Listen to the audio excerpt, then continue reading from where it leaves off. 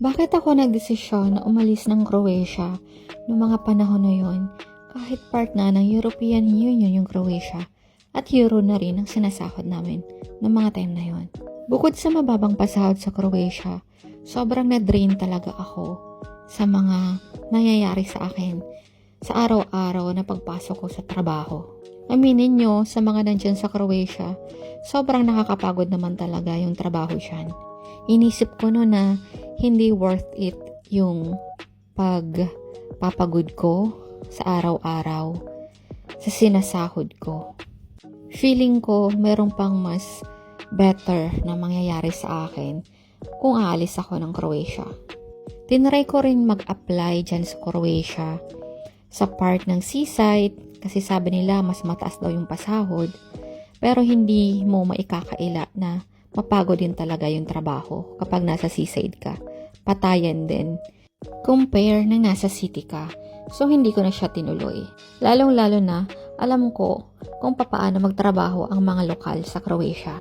Hindi ka nila tutulungan kapag nakikita nilang kaya mong gawin yung trabahong mag-isa. Maliban na lang kung hihingi ka ng tulong siguro. Pero kahit humingi ka pa ng tulong, parang ikaw din yung pagod. Ganyan talaga siguro ang mga European, no? Pero compare naman sa mga nakatrabaho ko dito sa Finland, ibang-iba sa mga lokal dyan. Take note, okay yung company na pinag-workan ko dyan sa Croatia. Hindi mahigpit, may mga benefits, yun nga lang yung pasahod. Sobrang bait ng mga manager namin. Yung manager ko hindi madamot sa tips. Every week may nakukuha akong tips. Sobrang nakakapagod lang talaga. Kasi nga bilang isang assistant waitress na nakastay sa bar, sobrang nakakapagod yung pagre-refill ng mga drink. Yung tipong box-box ng mga soft drink, mga wine, sparkling water. Bubuhatin ko yun mag-isa galing sa storage.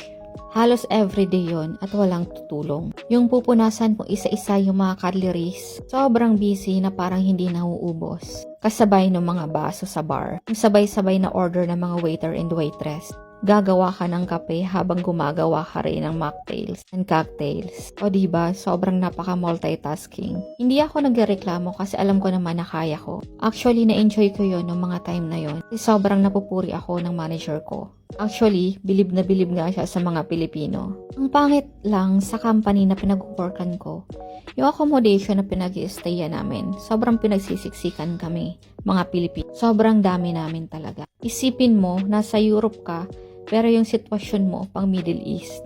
Samahan mo pa ng mga toxic na mga Pilipino. Compare dito sa Finland, maganda naman talaga yung Croatia. Actually, nasa gitna siya.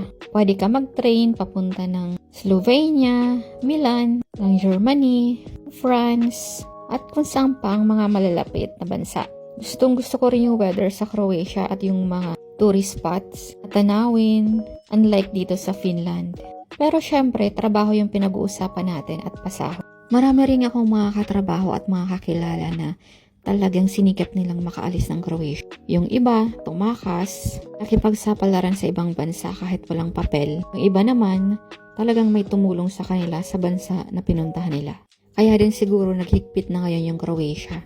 Dahil din sa mga empleyado na mga tumatakas at basta-basta na lang umaalis sa company. Sa company namin nun sa Croatia, kapag may mga umaalis, hindi na nila binibig deal kasi alam naman nila na babalikan din sila. Parang iniisip ng mga Croatia na mga katrabaho namin na wala naman silang mapapala sa bansa na pupuntahan nila dahil nga wala silang mga papel. Noon pwede pa yon na kapag umalis yung staff sa company namin, anytime pwedeng bumalik. Pero ngayon, once na umalis ka, hindi ka na makakabalik. Kaya marami ring mga Pinoy doon na talagang sinatyaga nila yung trabaho or kahit mababa pa yung pasahod. Dahil nga sa hirap maghanap ng trabaho ngayon at mahirap din makaalis sa Croatia at lumipat ng ibang bansa. Palakasan na lang talaga ng loob kahit hindi mo alam kung ano yung mga susunod na mangyayari sa'yo.